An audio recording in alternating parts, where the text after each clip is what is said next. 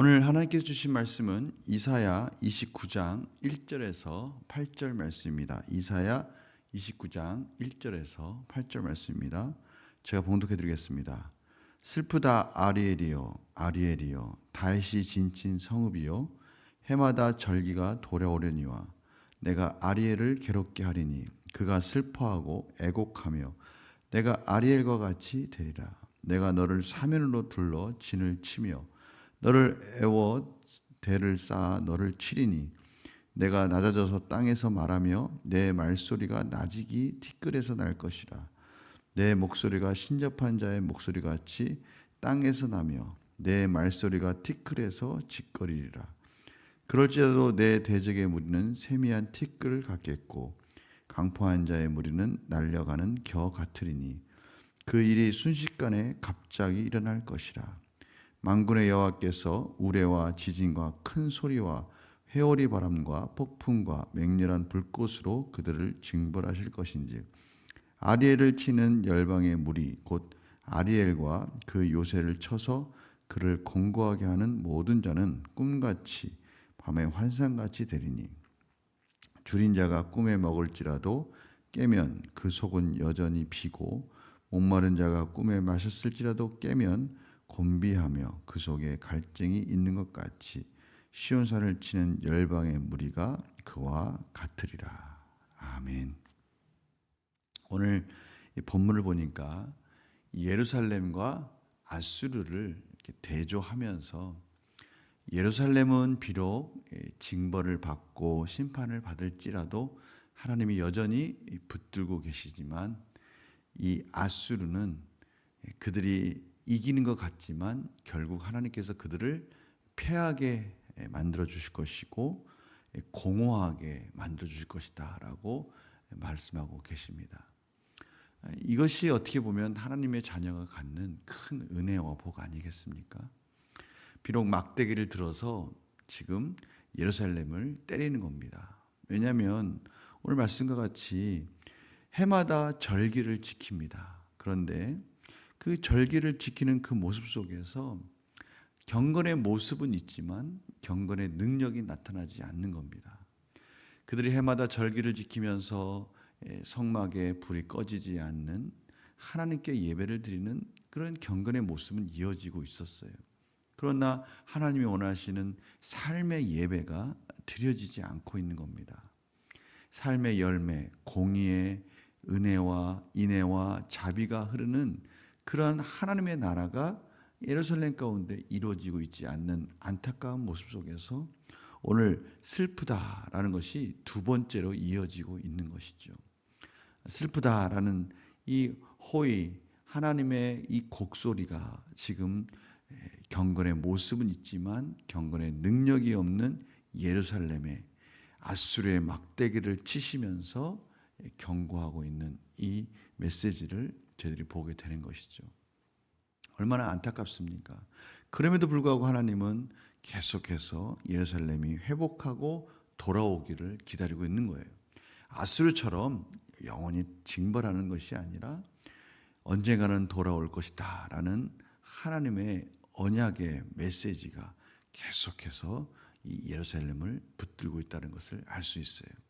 그래서 오늘 메시지를 보면은 이사야서에서 계속 흐르고 있는 이 공의와 인애와 자비의 이 두 기둥이 오늘 본문에 또 고스란히 나타나고 있다는 것을 알 수가 있습니다. 저희들은 어제 주일 말씀 가운데 하나님의 지혜에 대해서 같이 나눴습니다. 계속해서 하나님은 이스라엘 백성들에게 이렇게 말씀하시지 않으셨습니까? 28장 23절에 너희는 귀를 기울여 내 목소리를 들으라. 자세히 내 말을 들으라.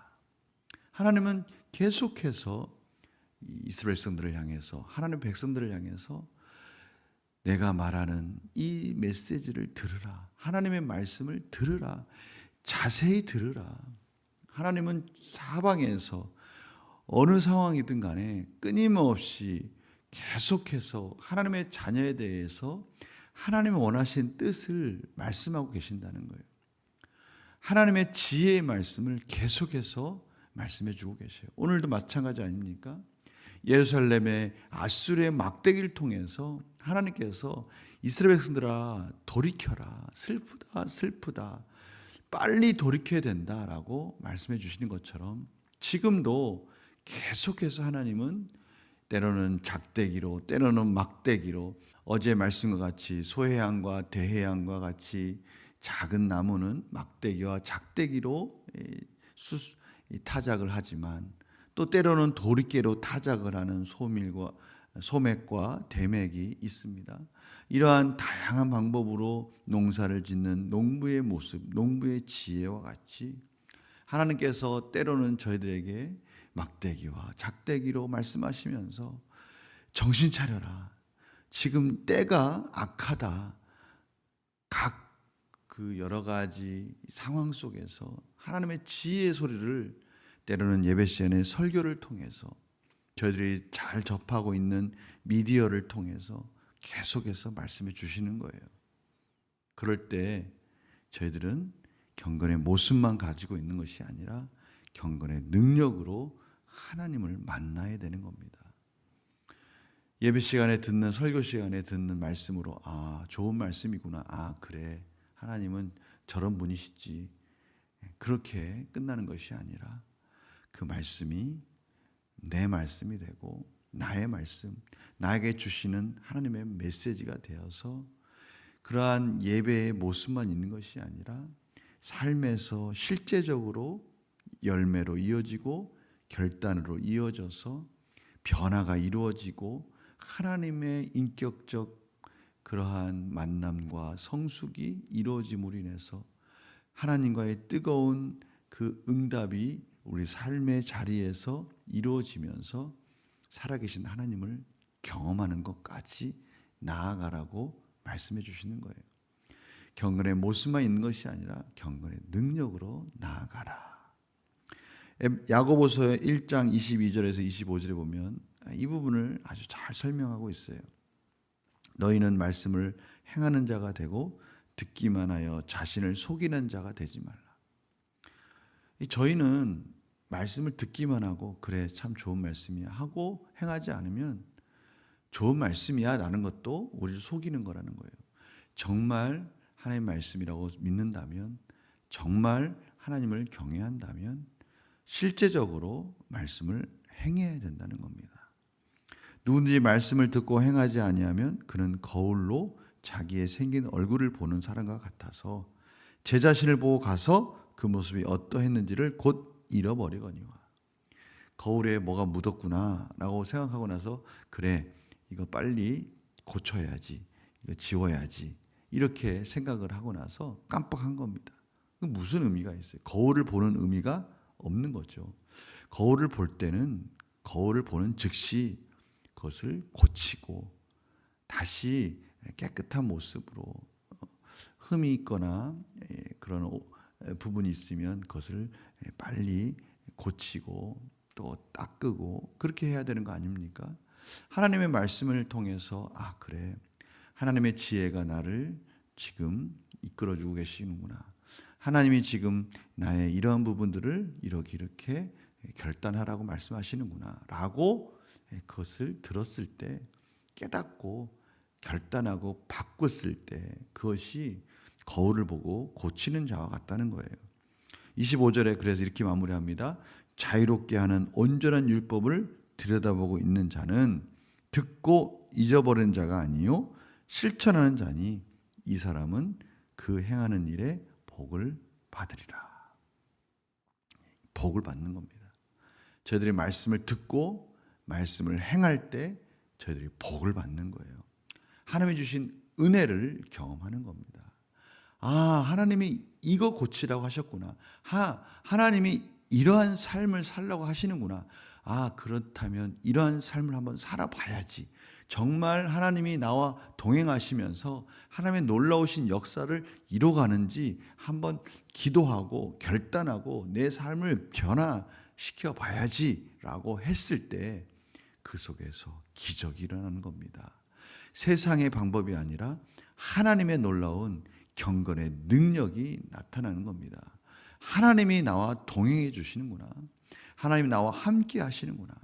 어제 말씀과 같이 비록 나는 연약하고 할 수 없지만 예수 그리스도께서 나와 멍에를 같이 메시면서 나를 도와주고 계시는구나. 이러한 것들을 깨닫게 된다는 것이죠. 오늘 바로 하나님께서 해마다 절기만 드리는 것이 아니라 경건의 능력을 가지고 회복하라라고 지금 말씀해 주시는 이 지혜의 메시지를 들으시고 오늘도 저희들이 말씀 가운데 실천해서 행하는 자가 되어서 하나님의 복을 받는 하루가 되시기를 간절히 축원합니다. 제가 기도 마치겠습니다. 하나님, 오늘 슬프다라고 말씀하시면서 해마다 절기에 예배는 드리지만 삶의 예배가 드려지지 않고 있는 이스라엘을 향해서 막대기를 드시고 앗술의 막대기를 드시고 회복하길 원하시는 하나님의 지혜의 메시지를 들었습니다. 저희들 삶에 이러한 하나님의 지혜의 메시지가 계속 선포되고 있는 것을 저희들이 깨닫게 됩니다. 듣는 것에 멈추지 말고 실천해서 결단한 삶으로 나아가게 하여 주시옵소서. 하나님의 말씀을 행하는 자가 복이 있다라고 말씀하시는 이 하나님의 귀한 메시지가 저희 삶 속에서 경험되어지게 하여 주시옵소서. 감사드리며 예수님의 이름으로 기도드립니다. 아멘.